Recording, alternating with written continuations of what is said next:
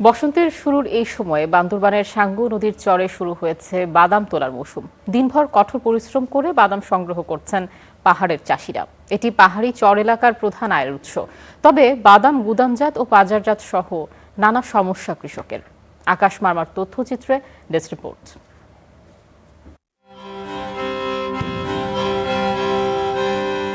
পাহাড়ি নদীর পাড়ে বাদামের আবাদ, সবুজ পাতায় সূর্যের কিরণে হাসে ফসলি মাঠ। চাষিদের বাদাম তোলার মোহনীয় দৃশ্য। এই চিত্র বান্দরবানের সাঙ্গু নদীচরের বাদাম সংগ্রহের সময়ের। চাষিরা দল বেঁধে গাছ উপড়ে বাদাম তুলছেন।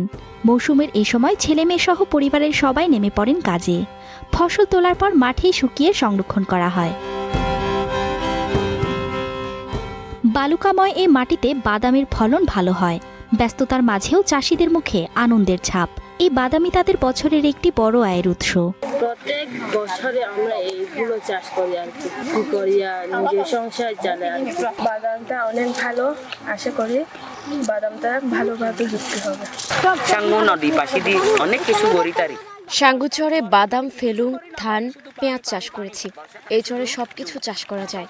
বর্ষাকালে কিছু করতে পারি না, শুধু পানি আর পানি। জমি না থাকে, নিজে জায়গা নয়।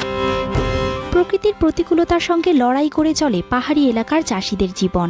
নিজেদের কোনো জায়গা না থাকায় স্থানীয় জমির মালিকদের কাছ থেকে খাজনা দিয়ে চাষ করেন কৃষকেরা। বর্ষাকালে আমরা কিছু করতে পারছি না। বর্ষাকালে পানি উঠে যায় ঘরে, অনেক একদিকে এই পাশে ঘরে এদিকে পানি বেশি উঠে যায়। সংসার চলে ঠিক মতো পারে না, তো আর অনেক কিছু কাজ করতে লাগে। আমরা খুব গরিব, তাই আমাদের জায়গা নাই। প্রতি বছর মানুষ থেকে ভাড়া নিয়ে চাষ করি।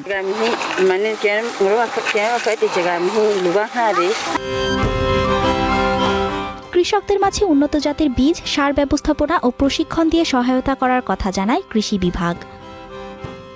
এই নদীর কুল ঘেঁষে অত্যন্ত সুন্দরভাবে চীনাবাদাম চাষ হচ্ছে, যেটা নাকি অত্যন্ত আশাব্যঞ্জক। পরিকল্পিতভাবে যদি আমরা তাদেরকে আরো প্রশিক্ষণ দিতে পারি, তাদেরকে আমরা আরো মোটিভেশন করতে পারি, তাদেরকে যে জমিগুলি আছে সবগুলি আমরা কাজে লাগাইতে পারি, তাহলে উৎপাদন বহুগুণে বেড়ে যায়। অক্টোবর-নভেম্বরে পানি নেমে গেলে সাঙ্গু নদীর দুই তীরে পালি মাটিতে বাদাম বীজ বপন করা হয়। জানুয়ারি থেকে এপ্রিল পর্যন্ত ক্ষেত থেকে বাদাম তোলা হয়। বাদাম গুদামজাত ও বাজারজাতের সমস্যায় পড়তে হয় কৃষকদের। এই সমস্যার সমাধান করা হলে লাভবান হতে পারেন বাদাম চাষিরা। Desk report, star news.